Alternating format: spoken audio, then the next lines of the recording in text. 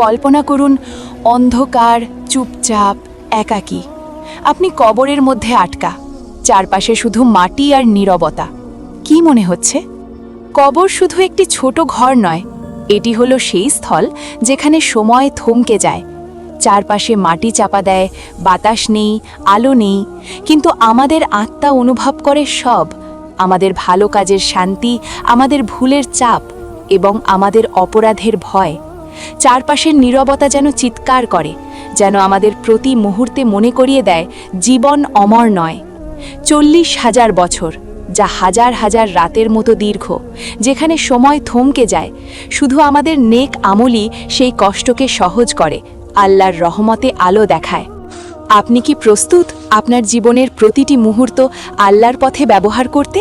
কারণ কবরের 40,000 বছর কোনো মিথ্যা নয়, এটি আসলে সত্যিকার হিসেবের শুরু।